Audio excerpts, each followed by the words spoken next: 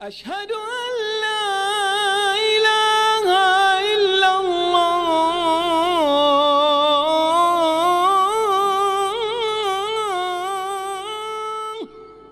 بسم الله الرحمن الرحيم. الحمد لله رب العالمين، والصلاة والسلام على رسوله الكريم، أما بعد۔ اللہ تبارک و تعالیٰ پر حمد و ثنا اور اس کے نبی کریم صلی اللہ علیہ وسلم پر بے شمار، بے حد، بے عدد درود و سلام کے بعد، آج کی اس ملاقات میں ہماری گفتگو جس باب پر ہوگی وہ باب نمبر 16 کتاب التوحید میں۔ باب نمبر 16 کا عنوان ہے الشفاعہ، یعنی شفاعت کا بیان۔ اس سے پہلے جو ابواب گزرے ہیں ان میں آپ حضرات کو یاد ہوگا غیر اللہ کی عبادت کرنا، اور غیر اللہ سے مراد ادھر چاہے وہ جاندار ہو، غیر جاندار شخص، غیر جاندار چیز ہو، غیر اللہ کی عبادت کرنا سے متعلق نصوص کا ذکر ہوا، یہاں تک کہ اگر کوئی انسان ہے، اونچا سے اونچا مقام اس کا کیوں نہ پایا جاتا ہو، تب بھی اسے بیچ میں رکھنا، اپنے اور اللہ تبارک و تعالیٰ کے درمیان اسے لے آنا، اس کے ذریعے دعا منگنا، یا اس کے ذریعے اس کے سامنے اپنی مرادیں رکھنا، ان سب چیزوں کی کیا ہے مذمت سے، ان کی مذمت سے متعلق نصوص کا کیا ہے ذکر ہو چکا ہے۔ جب اس قسم کے لوگوں کو، یعنی جو اللہ کے علاوہ دوسروں کو اللہ کے ساتھ شریک ٹھہراتے ہیں، جب ان کو روکا جاتا ہے کہ ان کو شریک نہ ٹھہراؤ کیونکہ ان کے اختیار میں کچھ بھی نہیں ہے، خیر و شر کا مالک صرف اللہ وحدہ لا شریک ہے، تو بعض دفعہ ان کی طرف سے یہ جواب آتا ہے کہ ہم مانتے ہیں کہ خیر اور شر کا مالک اللہ تبارک و تعالی ہے، لیکن یہ ایک ذریعہ ہے، یہ جو اولیاء ہیں یہ ایک ذریعہ ہے، یہ ہماری سفارش کرتے ہیں، ہماری شفاعت کرتے ہیں، ہم ان کو ذریعہ بناتے ہیں، ہم ان کی عبادت نہیں کرتے، بلکہ ہم ان کو ذریعہ بناتے ہیں اللہ تعالیٰ تک جو ہے پہنچنے کے لیے، اللہ کی رضامندی حاصل کرنے کے لیے۔ تو اس باب میں جو باب نمبر 16 ہے، اس میں اسی معاملے کی مذمت ہے، یعنی اس بات کی مذمت ہے کہ کسی کو بیچ میں لینا، اپنے اور اللہ کے درمیان کسی اور تیسرے کو لے آنا، اس کو ذریعہ بنانا کہ وہ آپ کی شفاعت کرے گا، آپ کی سفارش کرے گا، یہ جائز نہیں ہے، بلکہ یہ بھی شرک کے زمرے میں آتا ہے۔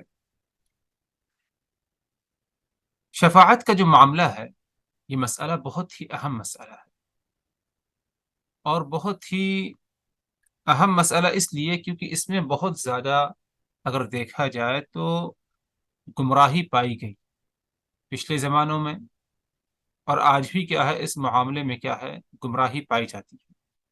ایک چھوٹی مثال لے لیں، انسان بعض دفعہ اچھی نیت سے یہ دعا کر سکتا ہے، بعض دفعہ یعنی کر بیٹھے گا کہ اے اللہ تعالیٰ، یا یہ کہے کہ رسول اللہ صلی اللہ علیہ وسلم سے دعا کرے، یا نبی اللہ تو ہماری کیا ہے سفارش فرمانا۔ حالانکہ یہ بات ثابت ہے کہ روز قیامت اللہ تبارک و تعالیٰ کی اجازت سے آپ صلی اللہ علیہ وسلم کو سفارش اور شفاعت کرنے کی اجازت دی جائے گی، اور آپ کی سفارش شفاعت بھی جو ہے قبول ہوگی۔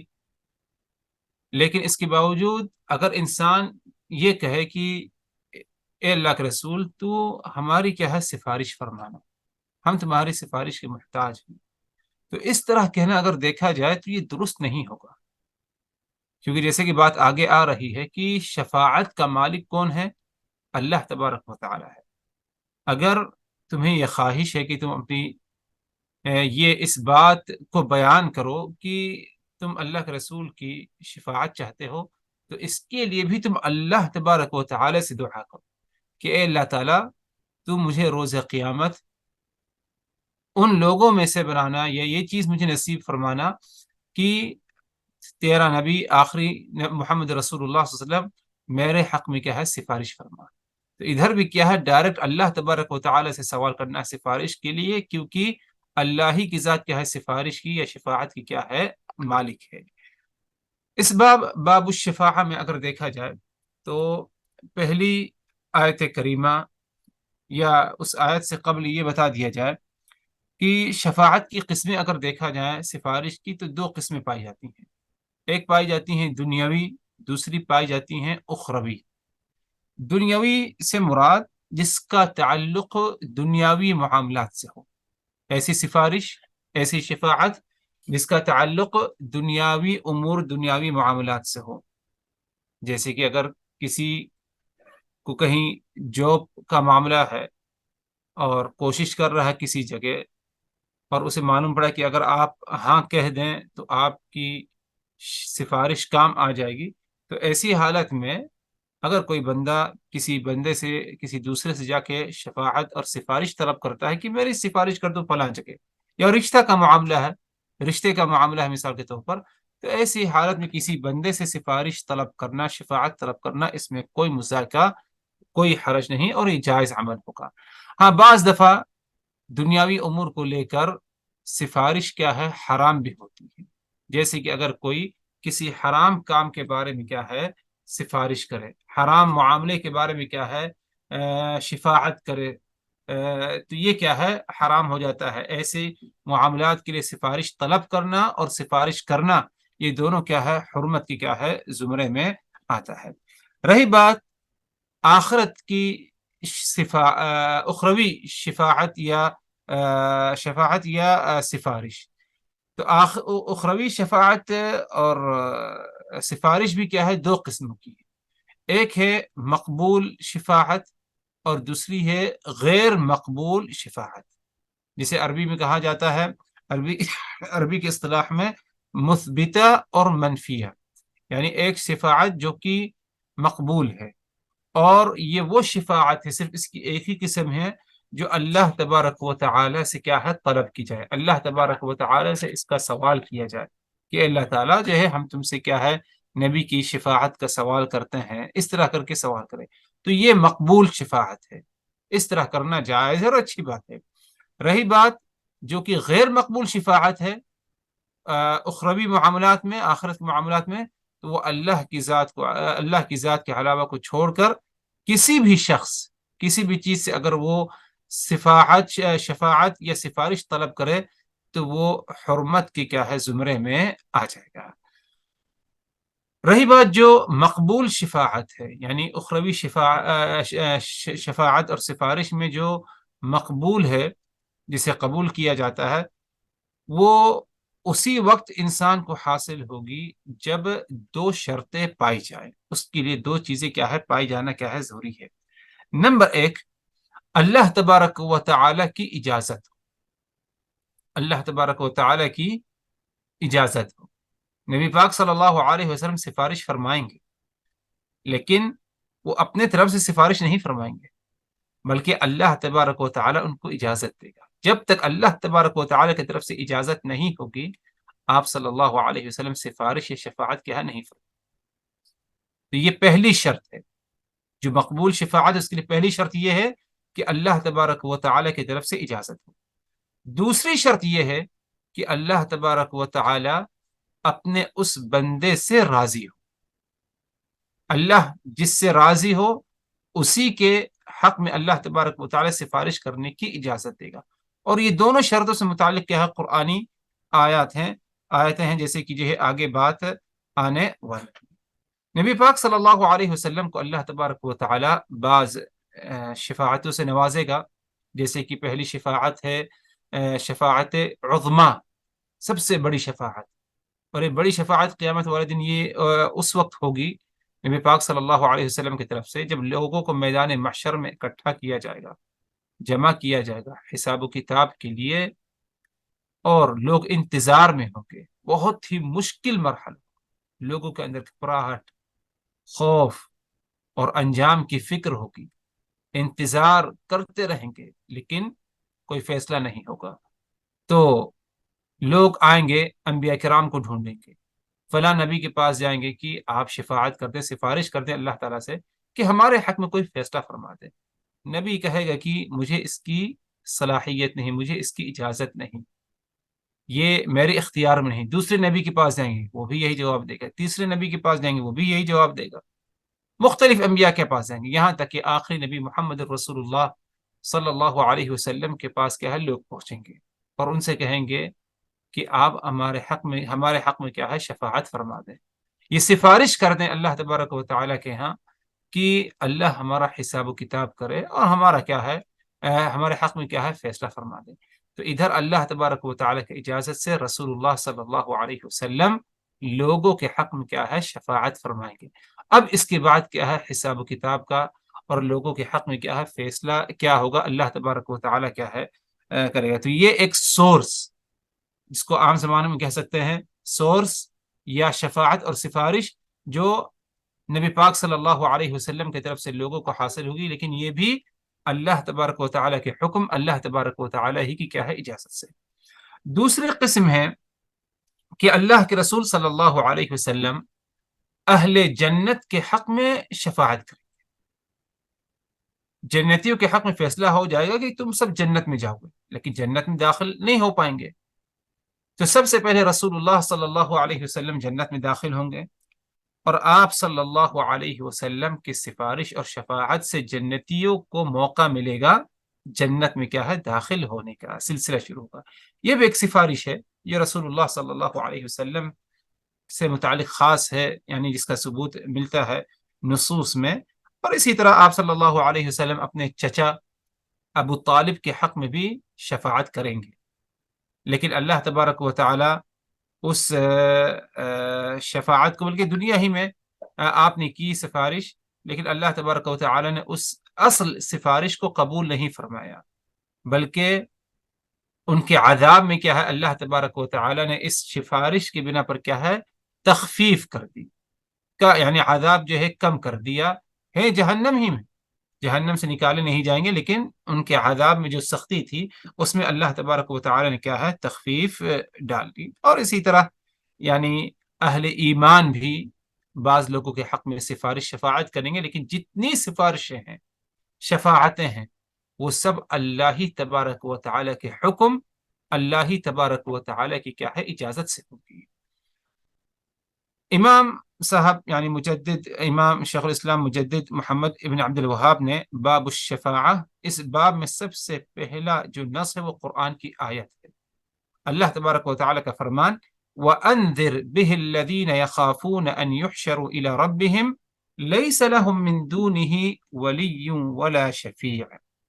اے نبی آپ ان کو ڈرائیے اللہ تبارک و تعالی کے عذاب سے، وَأَنذِرْ بِهِ اللہ تبارک و تعالی کے عذاب کے بارے میں ان کو بتائیں جو اس بات سے ڈرتے ہیں کہ اللہ تبارک و تعالی کے ہاں انہیں پیش کیا جائے گا اور ان کا اس بات پر یقین ہے لیس لہم من دونہ ولی کہ روز قیامت اللہ کے علاوہ کوئی اور ان کو بچانے والا نہیں ہے، ولا شفیع اور نہیں اللہ کے علاوہ کسی اور کی شفاعت یا کوئی اور کیا ہے سفارش کیا ہے کر سکے گا بغیر اللہ کی اجازت کے. ادھر یہ معلوم پڑا کہ اللہ کے علاوہ کسی اور کی سفارش اور شفاعت کیا ہے روز قیامت نہیں ہوگی، اللہ جس کو اجازت دے گا اسی کی کیا ہے سفارش کیا ہے قبول ہوگی. اس آیت کریمہ میں اسی بات کی طرف اشارہ ہے کہ اے نبی آپ ان کو ڈرائیے، ان کو خبردار کریے اللہ تبارک و تعالیٰ کے عذاب سے. کن کو؟ جنہوں نے ایمان لایا. اور وہ کون لوگ ہیں؟ ان کی خوبی کیا ہے؟ یخافون اس بات سے ڈرتے ہیں کہ اللہ تبارک و تعالیٰ کے ہاں ان کا حساب و کتاب ہوگا، اور ان کا اس بات پر یقین ہے کہ اللہ کے علاوہ کوئی اور ان کی مدد کرنے والا نہیں اور نہ ہی اللہ کے علاوہ کسی اور کوئی اور کیا ہے سفارش کیا ہے کر سکے گا. آگے فرمایا ایک دوسری آیت کا ذکر فرمایا ادھر شیخ الاسلام نے، بہت اہم آیت کریمہ ہے، وہ یہ قل للہ الشفاعۃ جمیعا. اے نبی آپ ان کو کہہ دیجئے للہ اللہ ہی کے لیے الشفاعۃ جمیعا تمام شفاعتیں. قل للہ الشفاعۃ جمیعا، اے نبی آپ ان کو کہہ دیجئے کہ تمام شفاعتیں تمام سفارشیں اللہ ہی کے لیے، یعنی اللہ ان کا مالک ہے. یعنی ادھر للہ میں جو لام ہے اللہ کے ساتھ یہ اس بات کی طرف اشارہ کرتا ہے کہ تمام سفارشیں اور تمام شفاعتیں آخرت کے معاملے میں، آخرت کی کامیابی کے معاملے میں، ان سب کا مالک کون ہے؟ اللہ تبارک و تعالی ہے۔ نہ کوئی فرشتہ ہے، نہ ہی کوئی نبی ہے۔ کسی کی سفارش، کسی کی کیا ہے شفاعت، کیا ہے اس دن کیا ہے کام نہیں آئے گی، نہ تو کوئی کر سکے گا جب تک کہ اللہ تبارک و تعالی کی طرف سے اجازت نہ ہو۔ اور یہ آیت کا ایک ٹکڑا، ایک حصہ ہے۔ اس آیت کو اگر مکمل دیکھیں تو اللہ تبارک و تعالی نے اس آیت کریمہ کی ابتدا میں فرمایا، اور یا اس سے پہلے فرمایا کہ ام اتخذوا من دون اللہ شفعاء، کیا ان لوگوں نے اللہ کی ذات کے علاوہ کسی اور کو بھی اپنے لیے سفارشی بنا لیا ہے؟ قل اولو كانوا لا يملكون شيئا ولا يعقلون قل للہ الشفاعت جميعا۔ اے نبی آپ ان کو کہہ دیجئے، انہوں نے اللہ کے علاوہ جن کو سفارشی بنایا ہے وہ کسی چیز کے مالک نہیں ہیں، ان کو یعنی لا یملکون شیئا، یعنی ان کے اختیار میں کچھ ہے ہی نہیں، اور نہ تو ان کو کچھ سمجھ میں آئے، بلکہ کیا ہے قل للہ الشفاعت جميعا، تمام قسم کی شفاعتیں یہ سب اللہ تبارک و تعالی ہی کے لیے ہے۔ آگے فرمایا اللہ نے لہ ملک السماوات والارض، تمام سفارشیں اللہ کے لیے کس لیے ہیں؟ کیونکہ ساتوں آسمان زمین کا مالک اللہ ہی ہے، اسی کی حکومت ہے، اسی کا حکم ہے۔ ثم الیہ تحشرون، اور ان سبوں کو اسی کی طرف کیا ہے لوٹ کر جانا ہے، ان کو جو ہے میدان محشر میں حاضر کیا جائے گا۔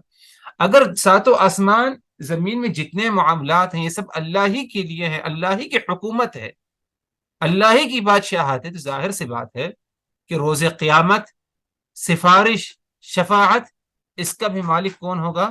اللہ ہی تبارک و تعالی ہوگا۔ آگے مؤلف رحمہ اللہ نے مزید اور جو ہے وضاحت کے لیے ادھر اور قرآنی آیت کا ذکر کیا، جیسے کہ اللہ تبارک و تعالی کا فرمان من ذا الذی یشفع عنده الا باذنہ، وہ کون ہیں جو روز قیامت اللہ کے پاس، اللہ کے سامنے رہ کر سفارش یا شفاعت کر سکے گا؟ الا باذنہ، مگر صرف وہی جسے اللہ تبارک و تعالی اجازت دے دے۔ کون ہے وہ؟ کوئی نہیں، مگر صرف وہی جسے اللہ تبارک و تعالی اجازت دے دے۔ اللہ کسے اجازت دے گا؟ آخری نبی محمد رسول اللہ صلی اللہ علیہ وسلم کو دے گا، بعض اہل ایمان کو دے گا، جس کی جو ہے انشاءاللہ پھر کبھی جو ہے شفاعت سے متعلق جو ہے تفصیلی بیانات آئیں گے انشاءاللہ۔ لیکن ادھر بتانا یہ مقصد ہے کہ کسی اور سے سفارش، شفاعت طلب کرنا اللہ کی ذات کو چھوڑ کر، یہ بھی کیا ہے شرک کی ایک قسم ہے۔ شرک کا کیا ہے ایک زمرہ ہے، شرک کا کیا ایک حصہ سمجھا جاتا ہے، ایک زمرہ سمجھا جاتا ہے۔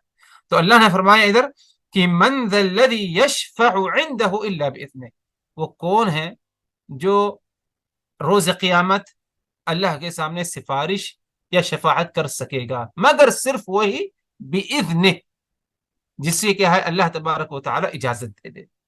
ایک اور آیت کریمہ اللہ نے فرمایا وَكَم مِّن مَلَكٍ فِي السَّمَاوَاتِ لَا تُغْنِي شَفَاعَتُهُمْ شَيْئًا إِلَّا مِن بَعْدِ أَن يَأْذَنَ اللَّهُ لِمَن يَشَاءُ وَيَرْضَى۔ اس آیت کریمہ میں ان دو شرطوں کا ذکر ہے۔ پچھلی آیت میں تو ایک شرط کا ذکر تھا کہ اللہ کی اجازت جسے ہوگی وہی، لیکن اس آیت کریمہ میں ان دونوں شرطوں کا ذکر ہے۔ فرمایا اللہ نے کتنے فرشتے ایسے ہیں، وَكَم مِّن مَلَكٍ فِي السَّمَاوَاتِ، کتنے فرشتے ایسے ہیں۔ فرشتے کیسی ذات ہیں؟ اللہ کی مقرب ذاتیں ہیں، اللہ کی نافرمانی نہیں کرتے۔ اللہ فرشتوں کے بارے میں بتا رہا ہے وَكَم مِّن مَلَكٍ فِي السَّمَاوَاتِ، کتنے فرشتے آسمان میں ایسے ہیں کہ لا تغنی شفاعتهم شیئا، کہ اگر وہ کبھی کچھ سفارش کریں، شفاعت کریں، تو اللہ تبارک و تعالیٰ کے ہاں ان کی سفارش، شفاعت کیا ہے کوئی کام نہیں آتی، اس کو کوئی صلاحیت ہی حاصل نہیں، اس سفارش کسی کام کی وہ سفارش ہو ہی نہیں سکتی۔ اگر ہو سکتی وہ کب؟ الا من بعد ان یأذن اللہ، اللہ تبارک و تعالی جب اجازت دے دے، جسے لمن یشاء، جسے اللہ اجازت دیتے، ویرضى، اور اسی طرح اللہ تبارک و تعالی جس سے کیا ہے راضی ہو جائے۔ یہ دو شرطیں ہیں، اللہ جسے چاہے گا اجازت دے گا سفارش کی، اور اسی کے حق میں سفارش ہوگی جس سے اللہ تبارک و تعالی کیا ہے راضی ہوگا۔ آگے بڑھتے ہیں، ایک آخری آیت اللہ تبارک و تعالیٰ کا فرمان، اس آیت کا ذکر شاید پچھلی ملاقات میں بھی ہوا تھا. اللہ کا فرمان قُلِ ادْعُوا الَّذِينَ زَعَمْتُم مِّن دُونِ اللَّهِ لَا يَمْلِكُونَ مِثْقَالَ ذَرَّةٍ فِي السَّمَاوَاتِ وَلَا فِي الْأَرْضِ وَمَا لَهُمْ فِيهِمَا مِنْ شِرْكٍ وَمَا لَهُ مِنْهُمْ مِنْ ظَهِيرٍ وَلَا تَنْفَعُ الشَّفَاعَةُ عِنْدَهُ إِلَّا لِمَنْ أَذِنَ لَهُ. اے نبی، آپ ان کو کہہ دیجئے، ان مشرکین سے کہہ دیجئے کہ اللہ کے سوا تم جن کو معبود سمجھتے ہو انہیں پکار کر دیکھو تو وہ تو آسمان و زمین میں ایک ذرے کی بھی مالک نہیں. زمین و آسمان کی ملکیت، زمین آسمان کی ملکیت یا تخلیق میں ان کا کوئی حصہ نہیں، اور نہ ان میں سے کوئی اللہ کا مددگار ہے. اور اللہ کے حضور میں، اور اللہ کے حضور کسی کے لیے کوئی سفارش مفید نہیں ہوگی مگر اس کے لیے جس کے حق میں سفارش کی وہ اجازت دے دے، یعنی اللہ تبارک و تعالی اجازت دے دے. یہ آیت کریمہ یعنی اس سے پہلے بھی بتایا گیا تھا کہ ایسی آیت ہے کہ بعض اہل علم کہتے ہیں کہ اس نے اس آیت کریمہ کے ذریعے شرک کو جڑ سے کیا ہے اجاڑ پھینکا. کیونکہ شرک جو پایا جاتا ہے لوگوں میں، ان کا عقیدہ 4 قسم کا ہوتا ہے، یا ان چاروں میں سے کسی ایک چیز کے بنا پر کیا ہے وہ شرک میں مبتلا ہوتے ہیں. ایک تو یہ ہوتا ہے کہ بندہ سامنے والے کو مالک سمجھتا ہے کہ وہ اولاد دینے کا مالک ہے، اللہ سے مانگنے کے بجائے اس سے مانگتا ہے. اللہ نے اس آیت کریمہ میں اس کی نفی فرمائی کہ اگر کسی کی ملکیت ہے لا یملکون مثقال ذرہ، ان کو جو تم پکارتے ہو اللہ کے علاوہ، یہ زمین و آسمان میں ایک ذرے کے بھی مالک نہیں. اللہ نے اس کی نفی فرمائی.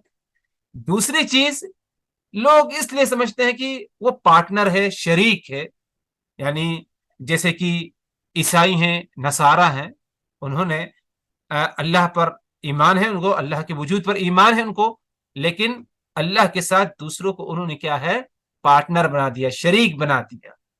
تو اس کی بھی کیا ہے اللہ تبارک و تعالی نے اس آیت کریمہ میں کیا ہے تردید فرمائی اور کہا وَمَا لَهُمْ فِيهِمَا مِنْ شِرْك، ان کا اللہ کی ذات کا کوئی پارٹنر بھی نہیں، کوئی اس کا شریک نہیں ہے.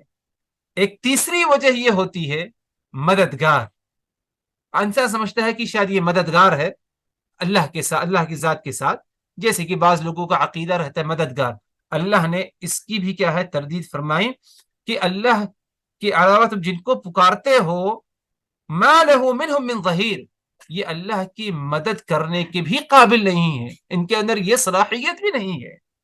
ایک چوتھی چیز، بندہ جس بنا پر جو ہے شرک میں مبتلا ہوتا ہے وہ یہ سمجھتا ہے کہ یہ شاید جو ہے اللہ کے پاس، اللہ کے حضور میں میری سفارش کرے گا، میری شفاعت کرے گا.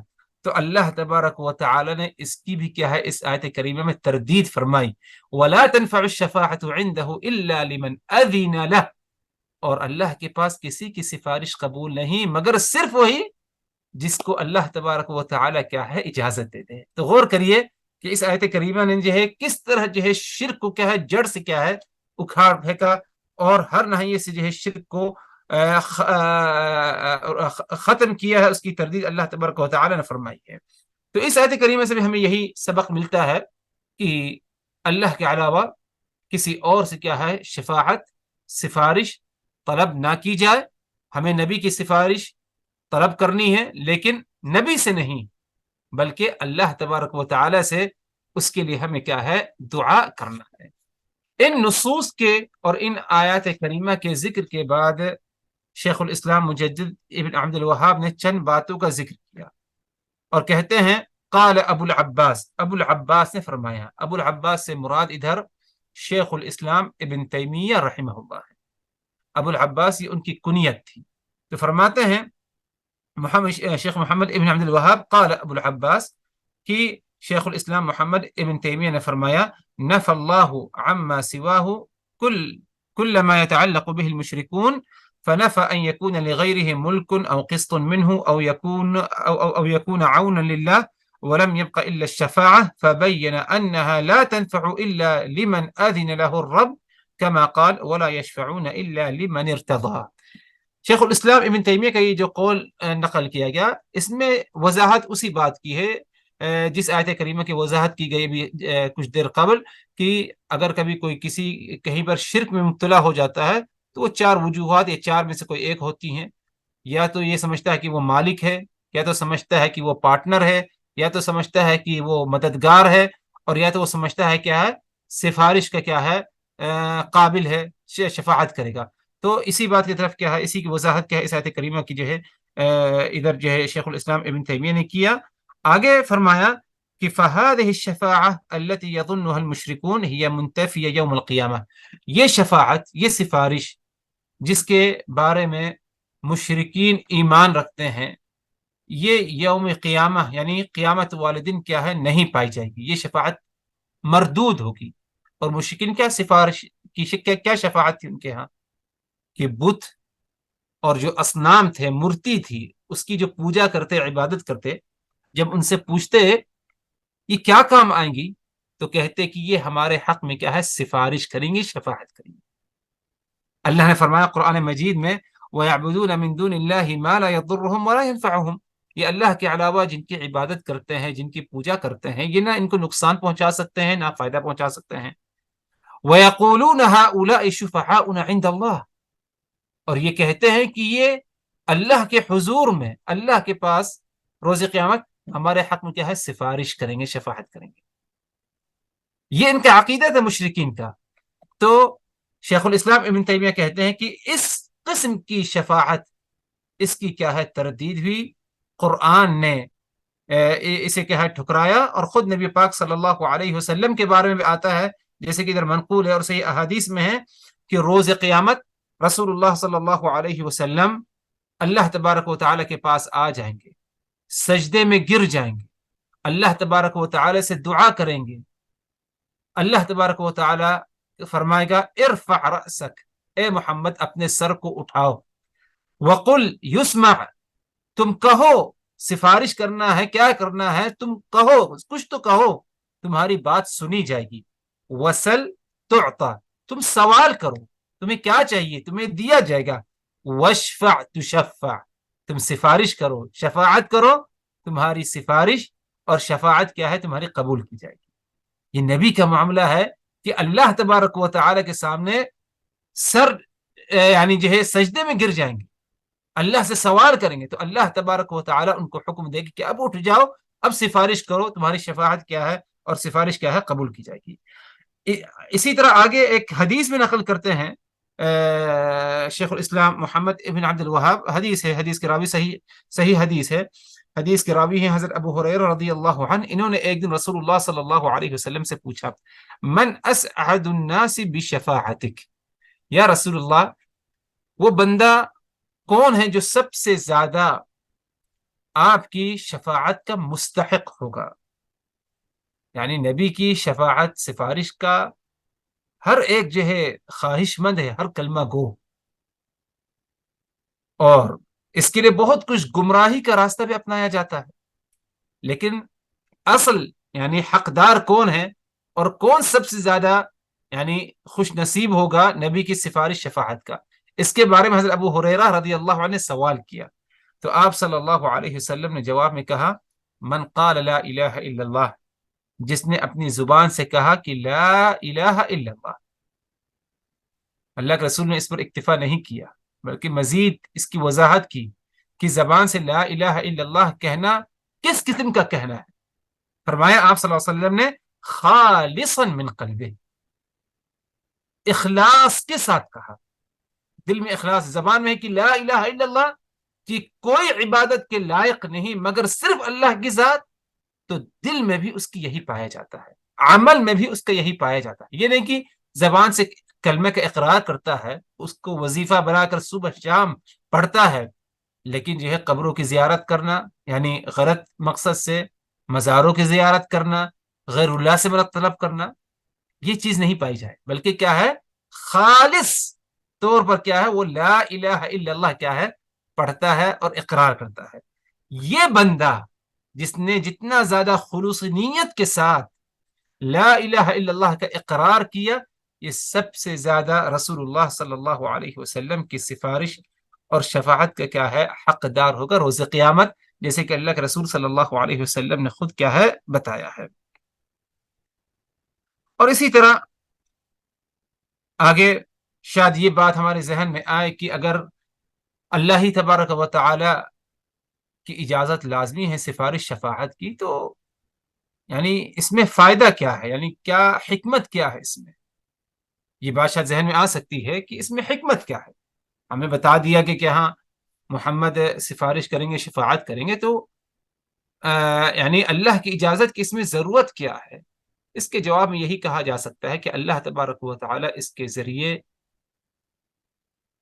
اپنی یعنی جو ہے وحدانیت کی اہمیت بتانا چاہتا ہے کہ سات و آسمان زمین میں اگر کسی کی حکومت ہے، حقیقت میں اگر دیکھا جائے دنیا میں یا آخرت میں، تو وہ صرف اور صرف کس کی ہے؟ اللہ وحدہ لا شریک کی ہے۔ ایک دوسری وجہ یہ ہو سکتی ہے کہ جو سفارش کرنے والا جسے اللہ تبارک و تعالی اجازت دے گا، ہمارے نبی محمد رسول اللہ صلی اللہ علیہ وسلم ہے، ان کا مقام مرتبہ بلند کرنا بھی مقصد ہو سکتا ہے کہ اس کے ذریعے کہ ان کا مقام بلند ہو۔ بعض اہل ایمان دوسرے اہل ایمان کے حق میں کیا ہے سفارش کریں گے، تو ادھر کیا ہے اس قسم کے اہل ایمان کا مقام و مرتبہ کیا ہے بتانا کیا ہے، بلند کرنا کیا ہے مقصد ہو۔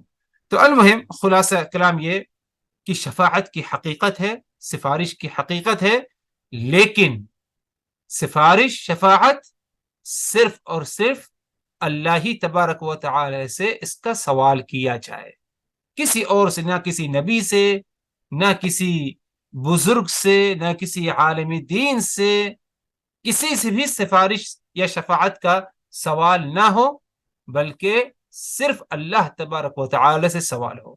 آپ کو خواہش ہے، ہر ایمان والے کا یہ جذبہ ہے کہ نبی اس کے حق میں سفارش کریں، شفاعت کریں، تو اس کے لیے مجھے سوال کرنا ہے تو ڈائریکٹ اللہ تبارک و تعالی سے سوال کرنا ہے، کسی اور کو بیچ میں نہیں رکھنا، کسی اور سے سوال نہیں کرنا، کیونکہ قل للہ الشفاعت جمیعا، اے نبی آپ ان کو کہہ دیجئے تمام قسموں کی صفاتیں، شفاعت، سفارش ہے جس میں نبی پاک صلی اللہ علیہ وسلم کی سفارش ہے، یہ سب اللہ کی ملکیت ہے، اللہ اس کا کیا ہے مالک ہے، کوئی اور کیا ہے نہیں پایا جاتا۔ تو یہ ایک اہم مسئلہ ہے، اس کو جو ہے اگر دیکھا جائے تو یعنی اس مسئلے کو کوئی معمولی مسئلہ نہ سمجھا جائے۔ یعنی آج اگر ہم دیکھیں سوال کریں کہ بھائی کیا ضرورت ہے کہ تم فلاں کے پاس جاتے ہو، فلاں سے دعا کرواتے ہو، فلاں سے جو ہے اپنی مجبوری ان کے سامنے رکھتا ہو، وہ یہ نہیں، اس کو یقین ہے کہ نہ تو وہ نقصان پہنچا سکتا ہے اور نہ ہی فائدہ پہنچا سکتا ہے، لیکن خلل کہاں پر ہے؟ اس کی بات اور اس کی سفارش، اس کی شفاعت، یہ اس کا جو سورس ہے وہ زیادہ کیا ہے یعنی اہمیت ہے، اللہ اس کو ضرور قبول فرمائے گا۔ تو یہ ایسا کرنا کیا ہے غلط ہے، بلکہ یہ بھی کیا ہے شرک کی ایک قسم اور شرک کا ایک حصہ کیا ہے پایا جائے اور شرک کے زمرے میں آتا ہے۔ اللہ تبارک و تعالی ہم سبوں کو ان باتوں کو اچھی طرح سمجھنے کی، یاد رکھنے کی، عمل کرنے کی، اچھی طرح سمجھنے کی توفیق دے، اور اللہ تعالیٰ سے دعا کرتے ہیں کہ الہ آمین، تو روز قیامت ہمیں آخری نبی محمد رسول اللہ صلی اللہ علیہ وسلم کی شفاعت اور سفارش ہمیں کیا ہے ضرور کیا ہے نصیب فرمانا۔ اقول قولی هذا واستغفر الله لي ولكم من كل ذنب فاستغفروه انه هو الغفور الرحيم۔ لا